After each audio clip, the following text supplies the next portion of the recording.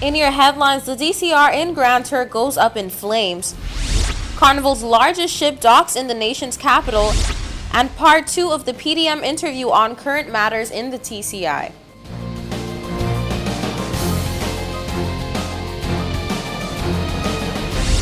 From the PTV Broadcasting Headquarters in Providenciales, your #1 source for news, I'm Erica Pinales, delivering the latest from across the country this Friday, January 7th, 2022, right to your door. Newswatch starts now.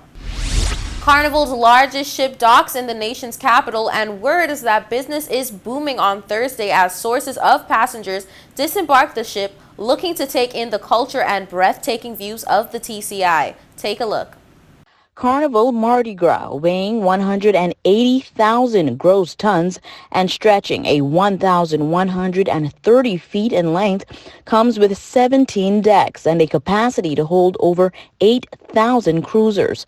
The vessel is also equipped with the first roller coaster at sea, and get this, it has docked in the nation's capital for the first time ever, and word on the ground is that business on Thursday was booming.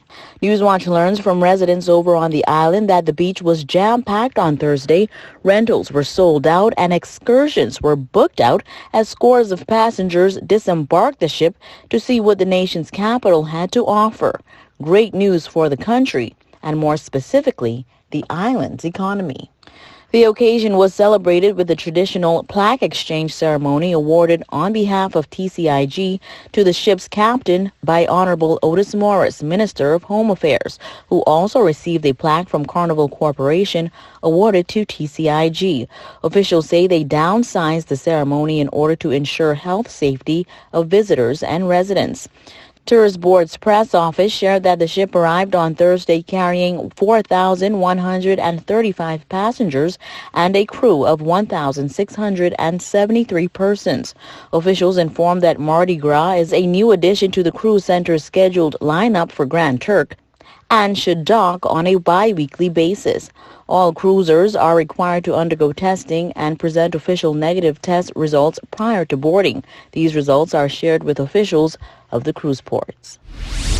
The opening of the legal year also saw presentations from the Attorney General, the President of the Bar Council, and the Doyen of the Bar. Take a look. Making a motion for the opening of the 2022 legal year on Tuesday morning was the Honorable Attorney General, Rondalee Braithwaite Knowles, during the ceremonial proceedings. Lady, by December 2021, my hard-working legislative drafting team produced 33 ordinances and 160 pieces of subsidiary legislation. COVID-19 regulations continue to command the attention of the Cabinet, amounting to 27% or 44 of the 160 legal notices made by His Excellency the Governor. Notable new legislation in 2021 included amendments to our Criminal Procedure Ordinance and Civil Procedure Ordinance to insert enabling provisions which empowered my Lady Chief Justice to introduce rules for court-connected mediation in selected cases, an expansion of my Lady Chief Justice rule-making power in the Supreme Court Ordinance to reform the law around legal aid in 3 areas and to allow for the rules to be made. Limitation of actions legislation, groundbreaking, and that now provides the legal framework for the limitation of actions in the islands. Beach and coastal vending legislation, another groundbreaking ordinance to provide for regulation of beach vending activities and to provide a monitoring and enforcement mechanism to ensure safety and protection on beaches and coastal areas in the islands.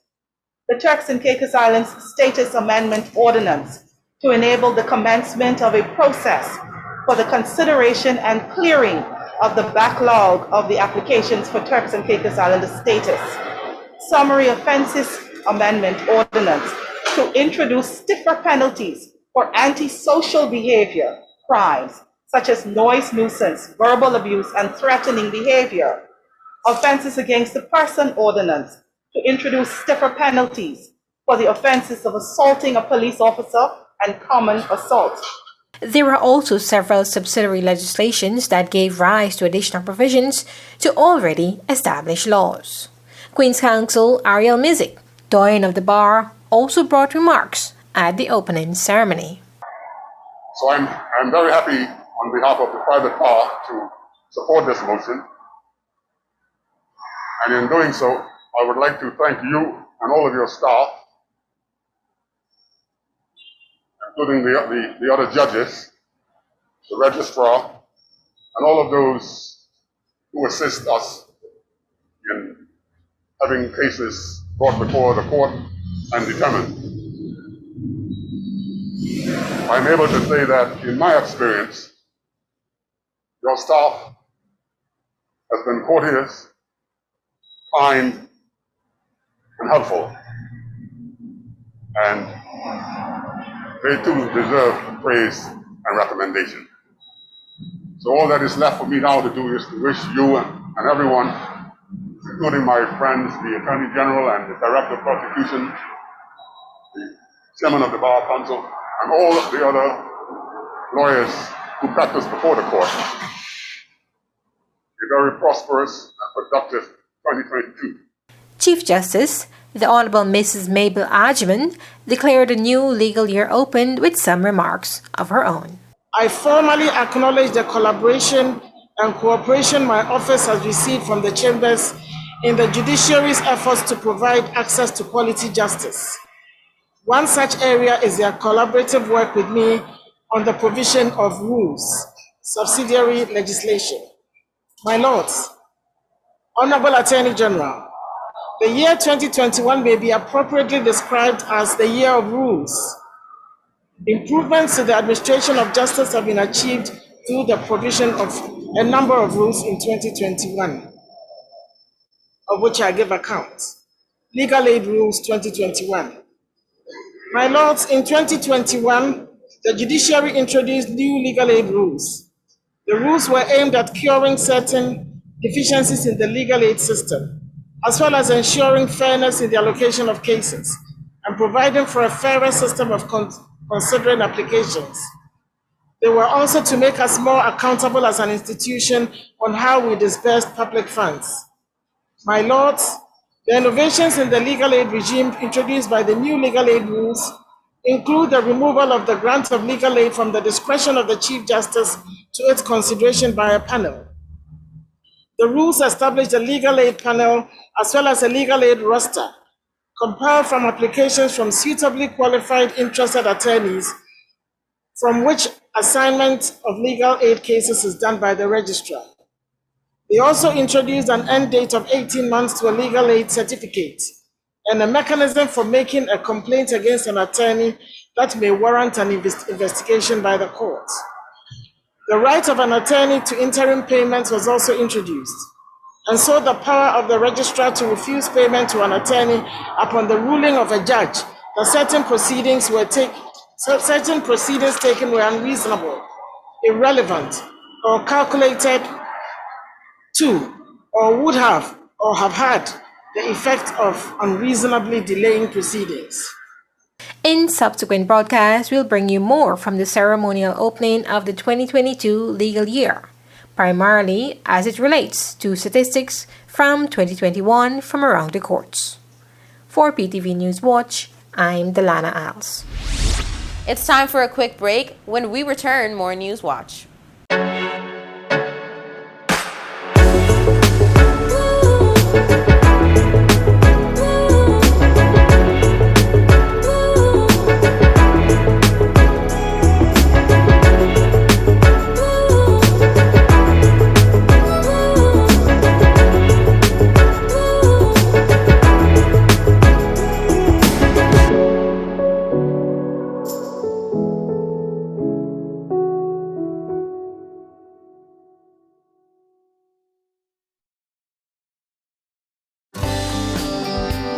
This is a reminder that all PTV service accounts are due on the first day of each month.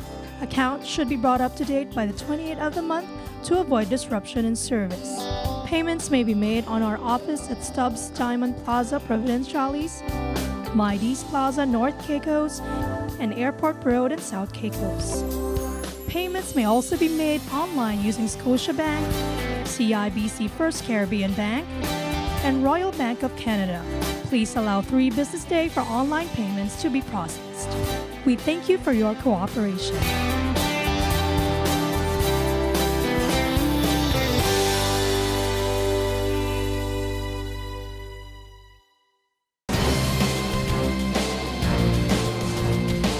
Today's top story is part 2 of the People's Democratic Movement's concern for where the Turks and Caicos Islands is going with how the current government is handling recent outbreaks of COVID, crime, and so forth. Newswatch has more. In part 2 of the interview conducted on Wednesday, January 5th, 2022, with Honorable Edwin Astwood, Leader of the Opposition, and Honorable Robert Bean Jr., Deputy Leader of the Opposition, they follow up with the coastal and beach vending bill and bringing to light the concerns of the people on how they'll possibly no longer have any access to the natural beauty of their homeland. The beach and coastal vendors bill that was debated in the House of Assembly and passed in the House of Assembly. When we were first exposed to that bill, the opposition appointed member and myself immediately told our House of Assembly colleagues, this is going to be problematic. We don't see this being in the best interest of our people. Yes, all of us want control on the beaches.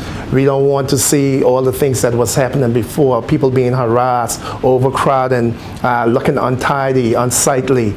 You know, we are a first-class destination, and we want our service to be first class, especially up there in the cruise ship center, where you have so much people concentrated, so much chairs, hundreds of chairs straight down to the beach, anchors everywhere.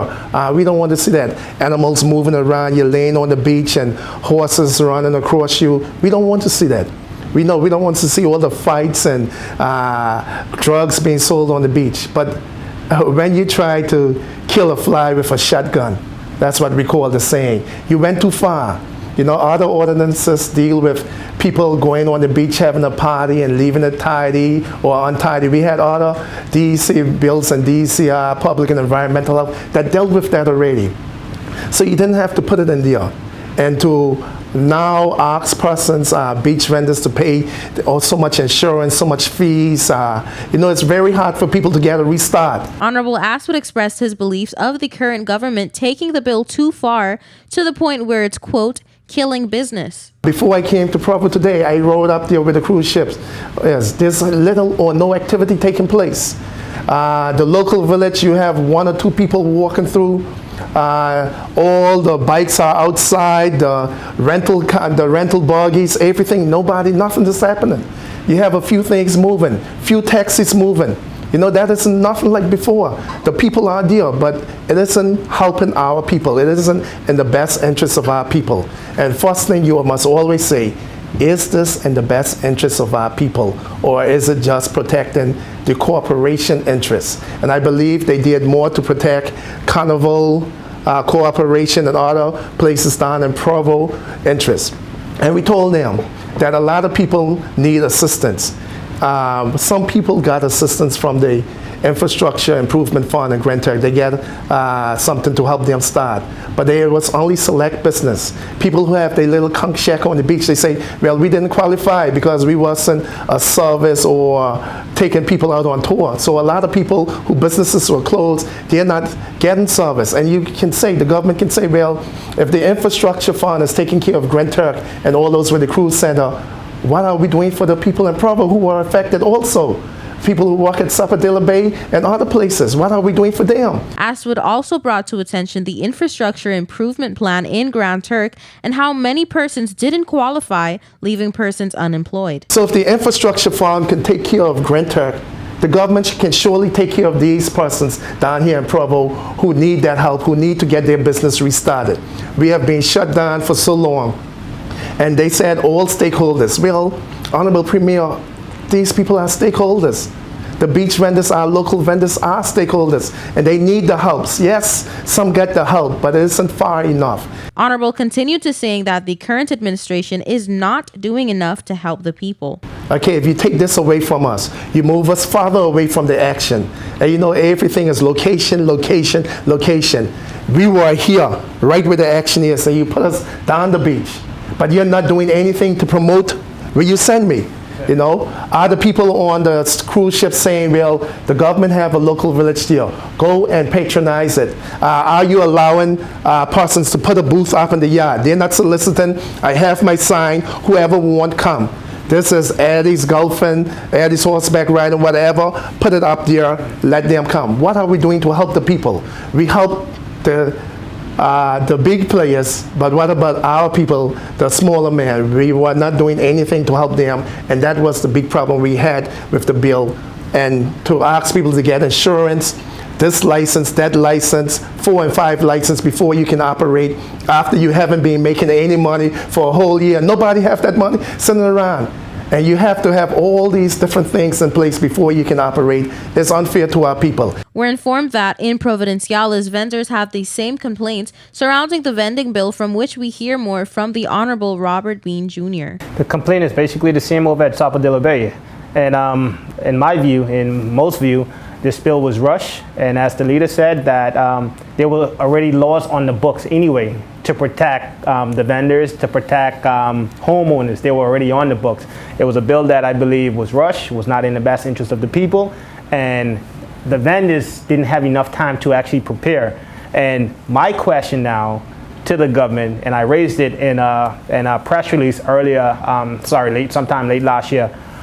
In the event that this doesn't work as they propose it to work with moving the vendors off the beach, will the vendors be compensated for a decision that was made by the government, or will you just allow those vendors' operation to fail? And that's a question that these vendors need answers to. They need answers to, the Sapodilla Bay vendors need answers to know, when is construction going to start on their new vending facilities? Yes, I know a date was mentioned, but have we seen any groundbreakings on that? Is the property off the beach going to be purchased by Turks and Caicos government, which I actually support down in Sapodilla Bay, because we could probably build a proper facility as we see over at Rookies on the Beach over there in the Grace Bay area. I think that would actually solve that problem with the Sapodilla Bay beach vendors. Grand Turk is a different situation, but I saw videos with the vendors in Grand Turk, and it's just quiet, no business, and the guests from the cruise does not even walk into their huts. So how are these vendors going to survive and provide for their families? Bean says that, quote, the government needs to communicate faster, end quote, in terms of these pressing matters and finding a solution for the people's overall best interest. Some of these vendors have small bank loans for their operation. How are they going to make these payments? So it goes right back to what I was discussing when it came to the COVID numbers, with the situation in the country. We need to communicate faster. In fact, the government, not we, the government, who is the government of the day, need to communicate faster to its people so they can be well prepared in decisions that's going to affect them in the long run. Honorable asked would touch bases on the impressions that persons have of the bill and how it may disenfranchise locals, which resulted in the implorement of a town hall meeting for feedback. Follow me blindly, those days are over. Our people need information. You said you're going to come to all the stakeholders. Well, government, premier, cabinet, our people are the stakeholders. They are the main stakeholders, not the big companies. Our people should come first. Come to them. What do you think? The government is thinking on doing this. What direction should you put in? These are the options. What option you think is better? Okay, we made this decision. We are going to sign this contract. Do you think this is in your best interest? Let the people know. Bring the people along with you. And whenever you don't bring the people along with you, you will fail and you will end up out of office. You must always go to the people. Have your town hall meetings. Contact the people. And I must say, not putting in a plug, former administration, one thing we did, we came to the people. We had many town hall meetings on all islands, scheduled town hall meetings, whether there was an issue or not. You have to come to the people. And I do not see this government doing this. Many things have been hidden. For instance, we only learned about what was in the Carnival deal when things were leaked on the internet and when it became a big thing. Why did our people have to learn about this deal from a leaked document? Why didn't you come to us and tell us what is going on? And we thought that's what it was, but we didn't have any proof. And when we saw it, like, wow, well, you know, we didn't want to be right, but we were right. This is exactly what it is. It is protecting big interests at the expense of our people, and that is not right. Not for the people who elect you there. Our people who elect us are our bosses, and we are held accountable to them first. Stay tuned to hear more about the People's Democratic Movement's views on the current state of the TCI. Coming next, they share their views on the increase in crime and cruise line alleged positive cases. We'll be right back when we return your weather forecast. Sister Craft Market Souvenir Shop. Come and visit us for your travel keepsakes, keychains, artwork, t-shirts, clothing, jewelry, and many more. We're located at the Lower Bight gas station in Providenciales, and you can contact us at 649-341-3070. That's 649-341-3070. Sister Craft Market and Souvenir Shop.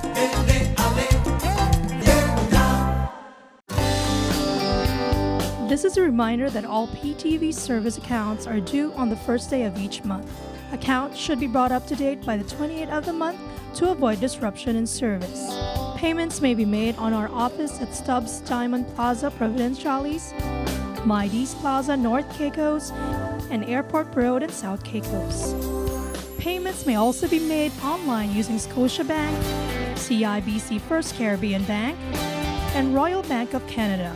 Please allow 3 business days for online payments to be processed. We thank you for your cooperation.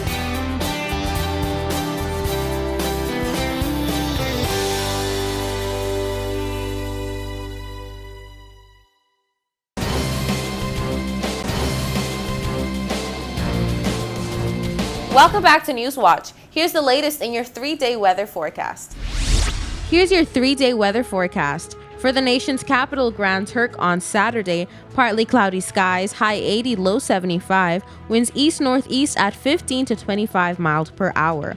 On Sunday, partly cloudy skies, high 81, low 75, winds east at 20 to 30 miles per hour. On Monday, partly cloudy skies, high 80, low 73, winds east at 10 to 20 miles per hour. For South Caicos on Saturday, partly cloudy skies, high 79, low 75, winds east-northeast at 15 to 25 miles per hour. On Sunday, mostly sunny skies, high 80, low 75, winds east at 20 to 30 miles per hour. On Monday, mostly sunny skies, high 80, low 74, winds east at 10 to 20 miles per hour. For North and Middle Caicos on Saturday, partly cloudy skies, high 79, low 74, winds east-northeast at 15 to 25 miles per hour. On Sunday, mostly sunny skies, high 80, low 74, winds east-northeast at 20 to 30 miles per hour. On Monday, sunshine and clouds mixed, high 80, low 73, winds east at 10 to 20 miles per hour.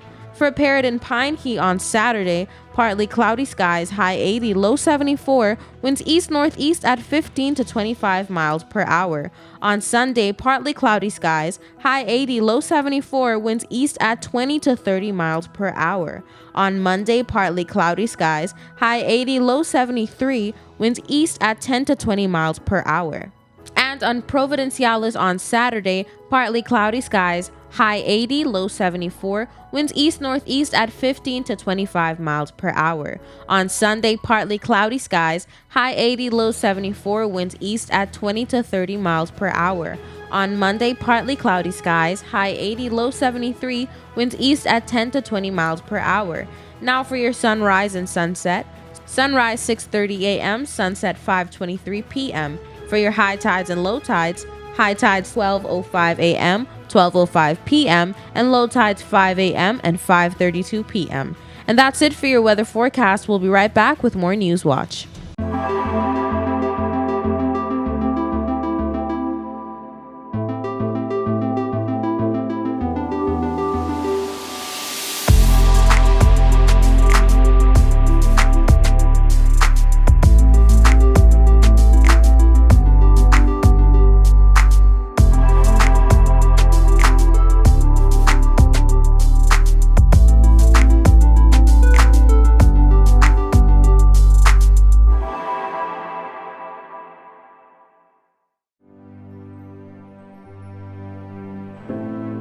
Here at People's Television, we're more than just your leading news and entertainment services. We are spreading the gospel.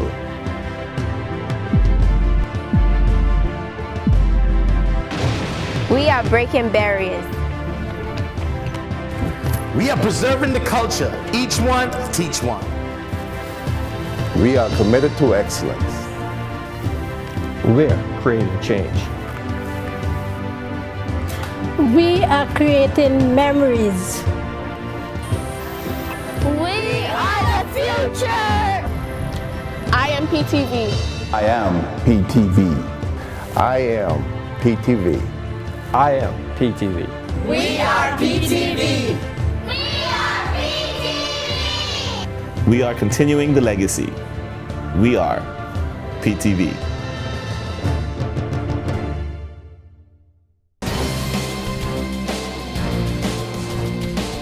Welcome back to Newswatch. At approximately 6 p.m. on January 6, there was a fire-related incident at the Department of Corrections and Rehabilitation in Grand Turk. Details in this report.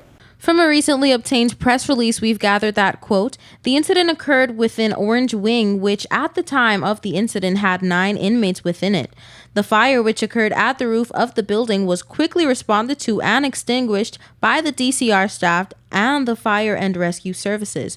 No prisoners were injured or experienced any form of symptoms from the smoke, end quote. Said press conference elucidates that, quote, the Royal Turks and Caicos Islands police force were on site to support DCR staff if needed, which is normal in these circumstances.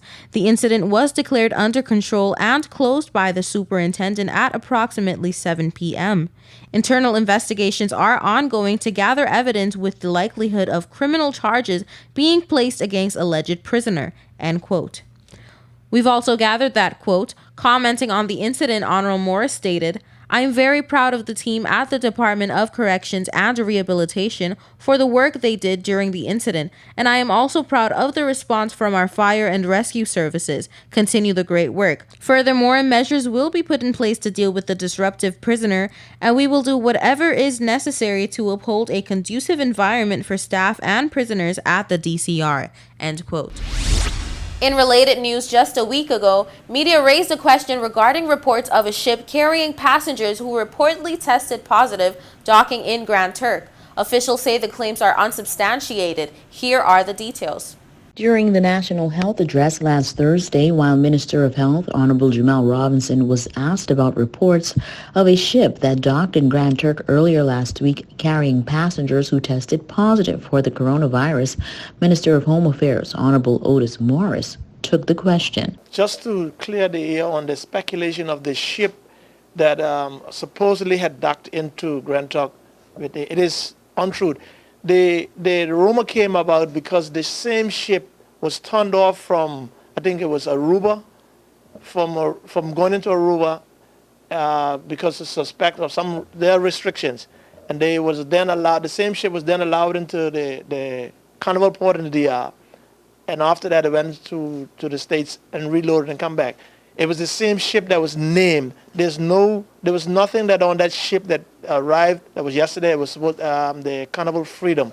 No positives or anything that was on that ship. It was some problem that they had with the authorities in Aruba that they was not allowed to head the ship, but they went into the DR, but there was no passengers that was on there was positive. Honorable Morris said the rumors went as far as to claim an outbreak at the Cogburn Town Hospital, sparking grave concern across the island. Even they had a rumor that was saying that the hospital, Grand Turk Hospital, was loaded with had like 20 people there that tested off the ship, and which is untrue. Health Minister Honorable Jamal Robinson added that while COVID-19 prevention protocol is strictly enforced, vendors and residents as well as cruisers all have a responsibility to adhere to these measures.